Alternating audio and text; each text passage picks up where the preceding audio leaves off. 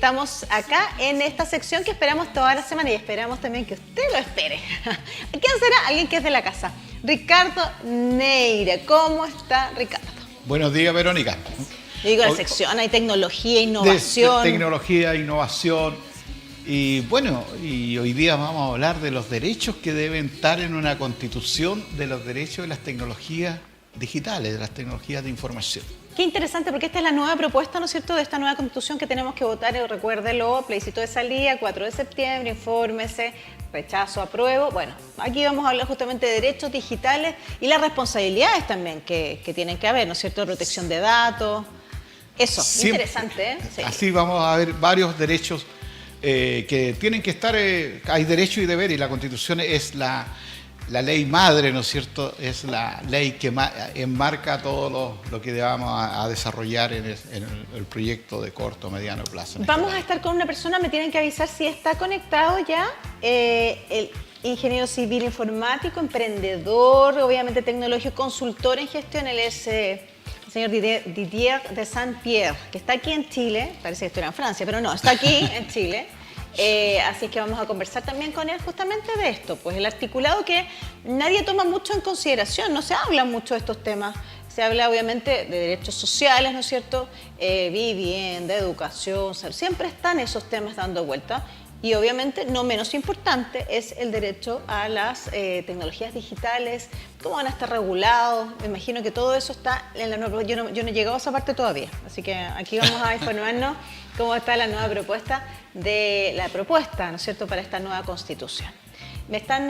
¿No ha llegado todavía Didier? ¿Está listo? Perfecto, lo presentamos entonces. ¿Cómo está Didier de Saint-Pierre? Buenos días. Hola. ¿Cómo está? Buenos días. Muy bien, días. gracias. Muchas gracias por esta invitación a TNE-TV. Verónica, Ricardo. Muchas gracias. Un gusto estar con ustedes. Igualmente, Didier, estábamos mencionando tu currículum, ingeniero en informática, ¿no es cierto?, un encargado de gestión, bueno, emprendedor tecnológico. Bueno, ¿nos puedes contar de todo eso? Pero vamos a empezar, por supuesto, con lo que comentaba Ricardo. Hoy día vamos a hablar de algo que generalmente no se habla de la propuesta, ¿no es cierto?, para nueva constitución. Así que ahí la cámara y los televidentes atentos a lo que nos vas a comentar, Didier. Bueno, gracias por este espacio para hablarles de un tema que, como bien menciona, se aborda poco en la nueva constitución. Respecto a la nueva constitución, pero que sin embargo la constitución es bastante generosa al respecto. Les quiero contar como antecedente que junto con un grupo de académicos de la Universidad de Chile y profesionales, nosotros presentamos en enero a través de una plataforma de iniciativa popular, una iniciativa que proponía una serie de derechos digitales, incluir una serie de derechos en la constitución. Perfecto. No logramos las 15.000 firmas, desgraciadamente, pero digamos que agitamos bastante el avispero porque metimos harto ruido, en fin, hicimos una buena campaña y estos contenidos fueron recogidos por los constituyentes y hoy día podemos hacer un balance entre lo que proponíamos nosotros y lo que efectivamente fue incorporado en la nueva constitución, y la verdad es que estamos muy satisfechos, satisfechos. De 8 derechos fueron incorporados nítidamente 5 y hay otros 3 que se tocan más tangencialmente, después lo vamos a ver, pero que con esos 5 la verdad de las cosas es que nuestra constitución queda en la vanguardia en términos de derechos digitales. Perfecto. Hay que considerar que estos temas son muy nuevos, son muy recientes, entonces solo las constituciones que han sido modificadas o elaboradas en el siglo XXI tienen esta mirada de entender, ¿no es cierto?, que se está configurando aquí un mundo nuevo, complementario al mundo rural y al mundo urbano, que es el mundo digital, donde los ciudadanos nos hemos instalado a habitarlo. En la pandemia lo hemos vivido además con mucha nitidez. Y este mundo estaba bastante desprotegido porque no es muy claro cuáles de los derechos, de las obligaciones que están recogidas en las constituciones o en la legislación, digamos, para el mundo real, aplican a este mundo virtual, a este mundo donde las cosas son distintas, digamos. Y eso es lo que se encarga finalmente de hacer la nueva constitución al establecer no solo derechos nuevos, sino que también al trasladar derechos tradicionales, ¿no es cierto?, a este mundo virtual. Sí, Bien. voy a introducir también a Ricardo, que no nos alcanzaste a ver cuando te conectaron, ¿no es cierto? También te había dado la bienvenida, Ricardo. Y estaba mirando también la cantidad de artículos, porque bien lo mencionaste tú, ustedes están muy contentos, ¿no es cierto? Porque efectivamente vemos el artículo 85, artículo 89, artículo 211, 77, 160, o sea, mucho que conversar sobre distintas partes y eso quiero que lo empecemos a abordar, Ricardo. Correcto. Bueno, hola Didier. Hola. Un gusto tenerte aquí en esta sección que estamos con Verónica de educación, de ciencia, tecnología y sobre todo del tema tecnológico y sobre todo cómo va a estar planteado en la nueva Constitución. Ahora, yo sé que ustedes hicieron un gran esfuerzo de colocar esta temática presente no solamente ahora en la Constitución, sino que siempre has estado tú con un grupo de colegas, ¿no es cierto?, colocando esta temática en distintos gobiernos. Tú participaste dirigiendo el proyecto Enlace, por ejemplo, a través de todo el sistema de educación, estuviste en Codelco, en distintas instituciones y siempre impulsaste que la digitalización fuera un acceso a toda la gente, no solamente a las empresas. Ahora, bueno, yo te diría varias preguntas. La primera, digamos, ¿tú crees que cubre todas las temas? Porque viene un mundo nuevo, ¿no es cierto? Viene el metaverso, estamos hablando de la neurociencia, estamos hablando del transhumanismo, estamos hablando de los derechos que ha impulsado Guido Girardi en una ley. ¿Tú crees que cubre todo en lo que va a ser o va a haber muchas modificaciones en un mediano y largo plazo en el tema de las tecnologías en esta Constitución, si es que se aprueba, digamos? Bien, muy buena pregunta, Ricardo, porque aquí tenemos que entender que estamos en un mundo emergente. Entonces, no se puede a nivel constitucional regular tecnologías porque las tecnologías pasan. Entonces, por ejemplo, uno de los grandes temas, nosotros creemos que lo fundamental está recogido, y lo fundamental tiene que ver con acceso, con cerrar la brecha digital, digamos, tiene que ver con alfabetización digital, porque no solo hay una brecha de acceso, sino que también hay una brecha funcional, ¿no es cierto? O sea, las personas pueden tener conectividad, pero si no saben cómo moverse dentro de la red, no van a ser capaces de aprovechar este potencial. Y también hay un capítulo muy abundante respecto de privacidad y protección de los datos personales, que es una de las amenazas que se sienten. Un tema que a muchos nos hubiese gustado que estuviera presente, pero que entendemos también las dificultades de instalarlo en la Constitución hoy día, es el tema de la inteligencia artificial.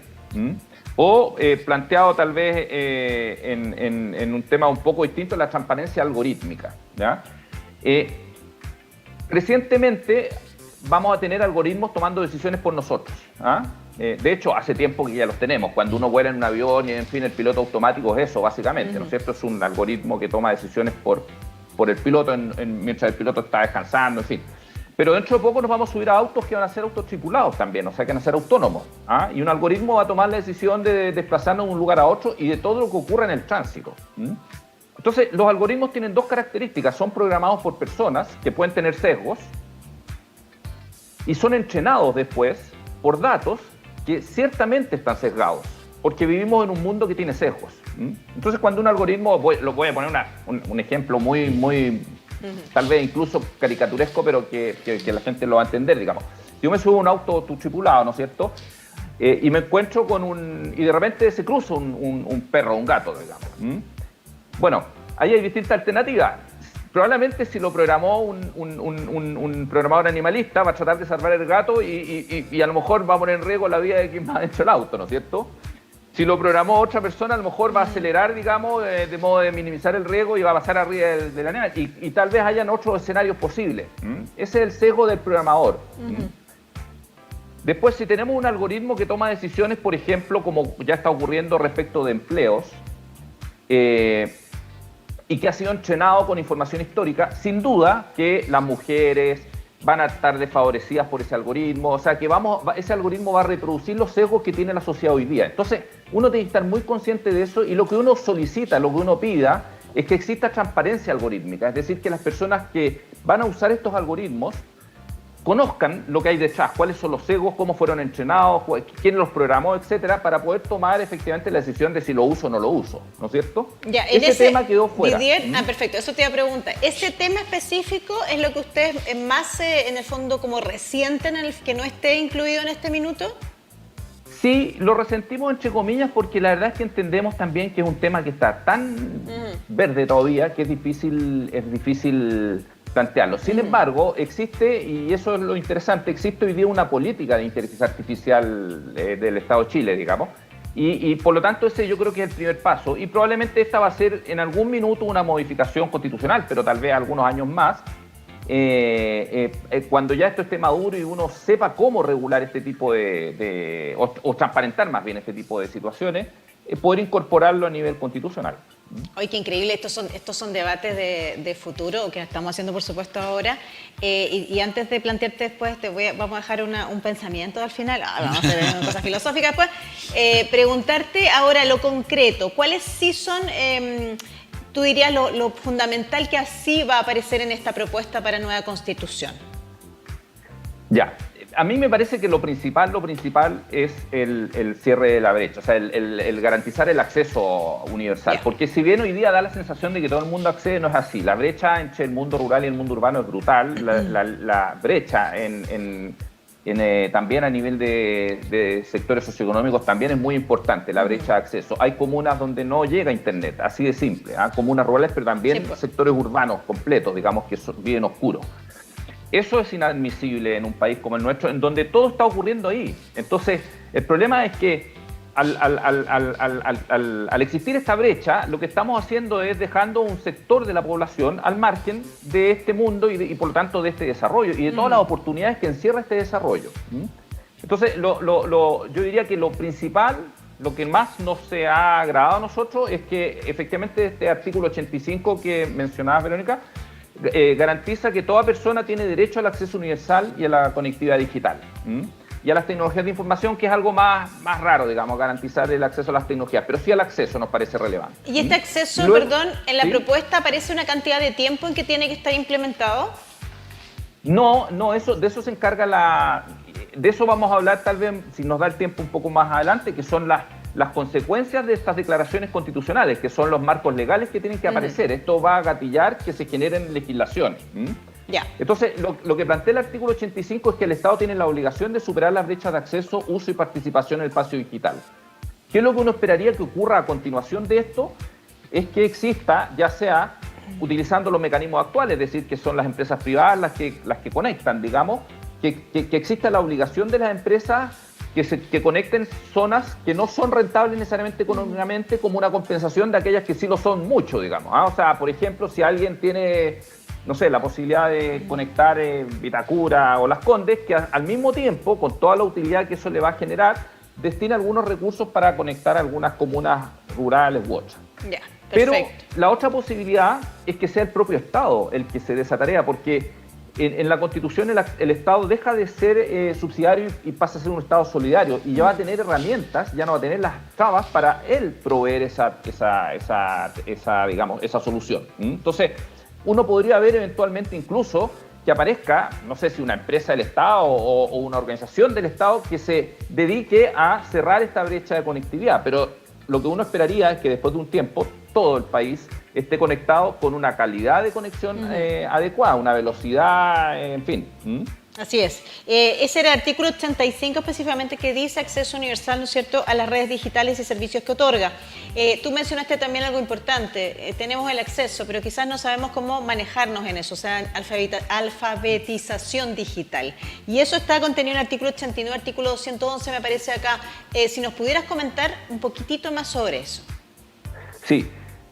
Esta es la otra gran brecha, digamos, que tiene que ir de la mano con la de acceso, que es la funcional. O sea, no basta con dar acceso, hay que enseñar a las personas a navegar. Y aquí también hay brechas gigantes, también socioeconómicas, y aquí hay una brecha etaria que es muy importante, de edad. No sé si todos tenemos la experiencia de haber interactuado digitalmente con nuestros padres, los que tenemos el privilegio de tenerlos vivos, en fin, con nuestros, etcétera, etcétera, y nos damos cuenta de la brecha. Entonces aquí el artículo 89 lo que plantea es que toda persona tiene derecho a la educación digital, al desarrollo del conocimiento, pensamiento y lenguaje tecnológico, ¿ya? Y Lo interesante es que el artículo 211 establece en las municipalidades la tarea de la alfabetización digital. Ya, Entonces, gran tarea. no solo vamos a tener la obligación del Estado, sino que las municipalidades van a tener que establecer mecanismos o sistemas para esto.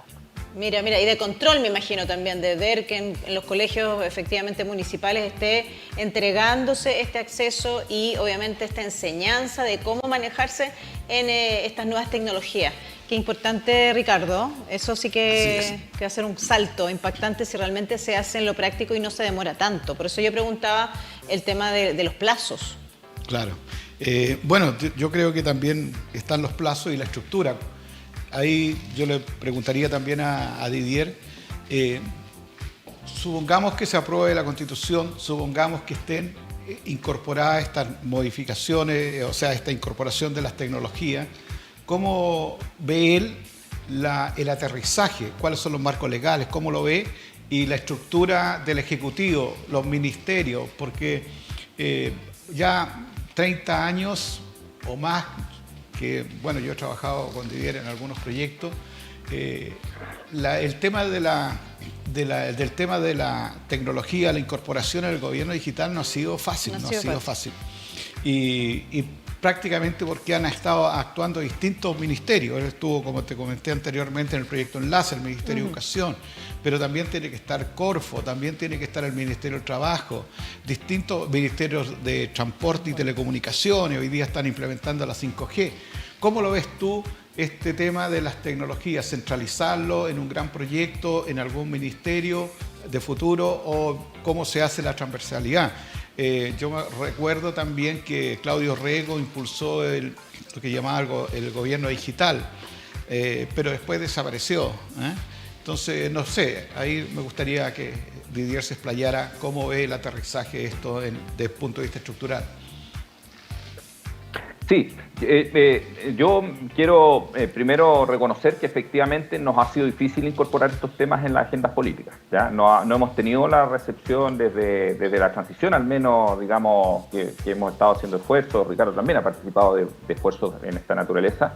Y nos encontramos con una buena disposición inicial, porque es políticamente correcto decir que estamos por la incorporación de las tecnologías, por el cierre de las brechas, pero cuando llega la hora de instalar estos temas no tienen la prioridad que requieren, salvo tal vez en un gobierno que fue el gobierno del presidente Lago, donde hubo una agenda digital muy clara, muy nítida, digamos.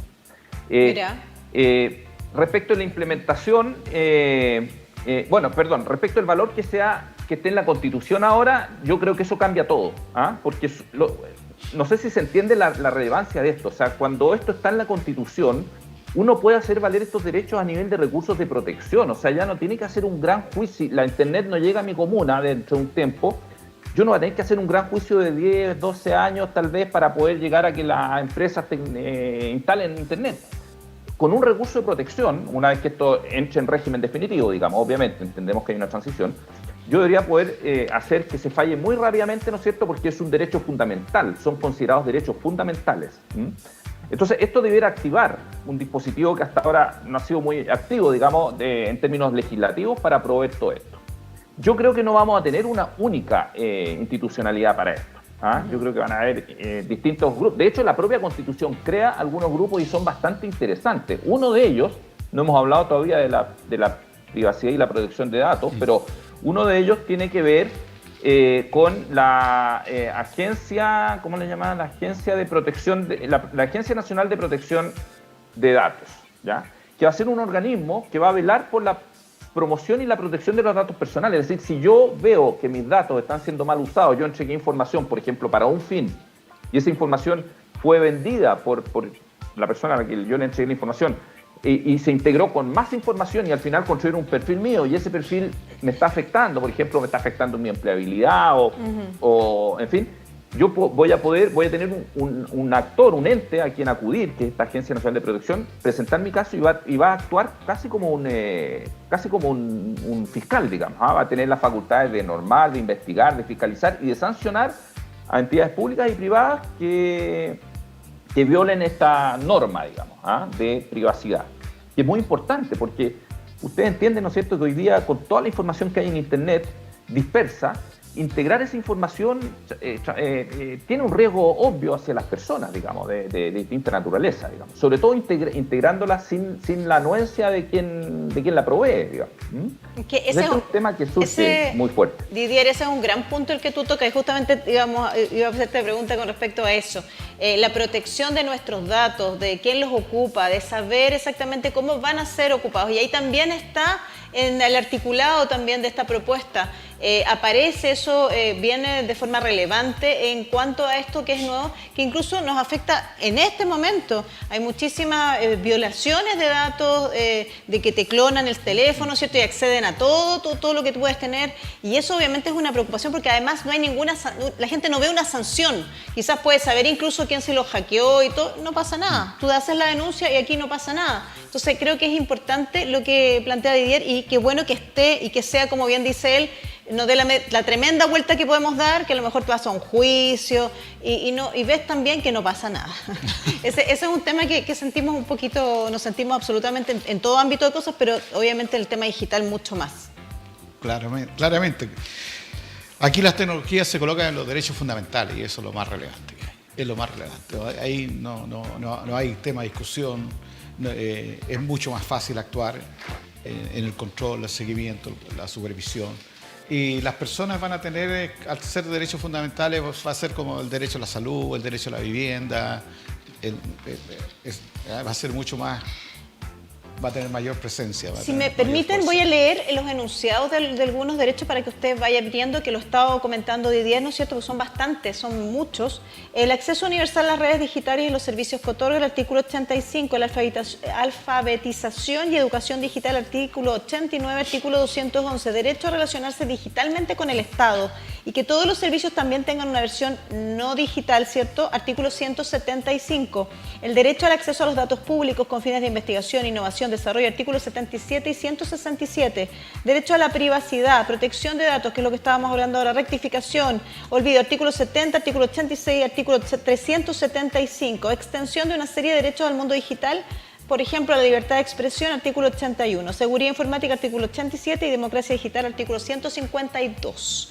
Si usted también, vamos a repetir todos estos momentos para que usted también vaya viendo la nueva propuesta de esta nueva Constitución, ¿no es cierto? Si es que usted la va a aprobar o rechazar, tiene que informarse, leerla.